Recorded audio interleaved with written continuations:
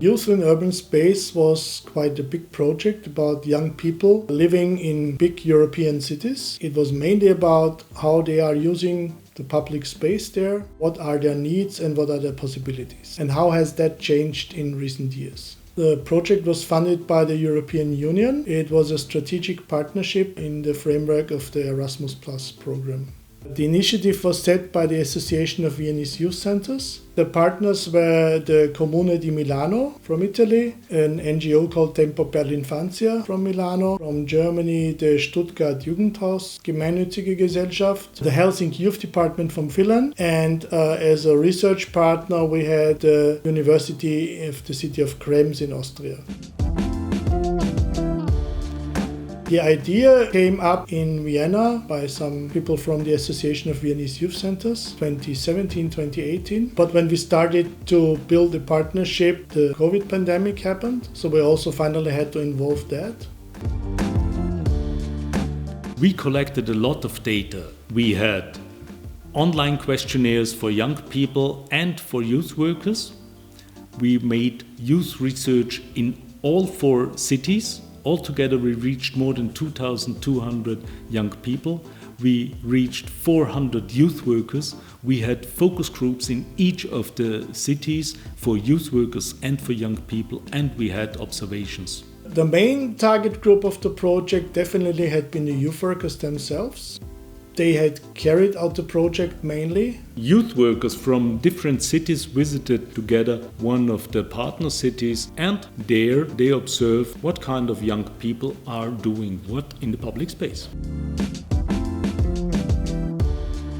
We analyzed the data on a statistical level at the university and tried to find out what is really behind it, but the interpretation of the data and what to learn of the data was done in cooperation of the youth workers from the cities.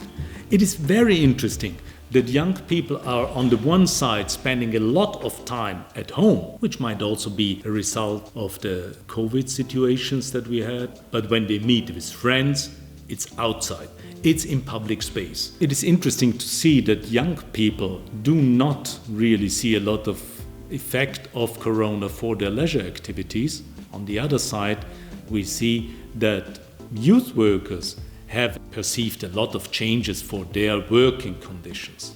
One of the outcomes for sure was the importance of networking, specifically when it's about working in public space and not in a youth club, for example. And it was really interesting to see, and that was common basically in all the 4 cities, those different types of use of young people, of suburban areas, living areas, and city center areas. Youth workers in all the 4 cities explained that the groups they see in public space are mainly male-dominated. They are diverse, they are ethnically mixed, and the groups nowadays are smaller. We gained a lot of knowledge about how youth work can be organized, because that was, of course, different in the respective cities. And I think every city could make its own conclusions, what they could take as some new input for their work from some of the other cities.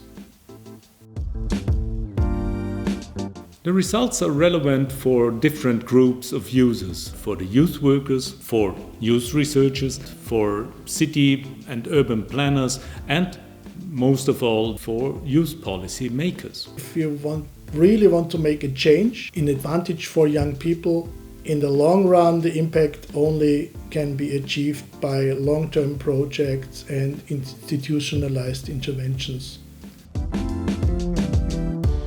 I think public space still plays a tremendous important role for adolescence and for growing up.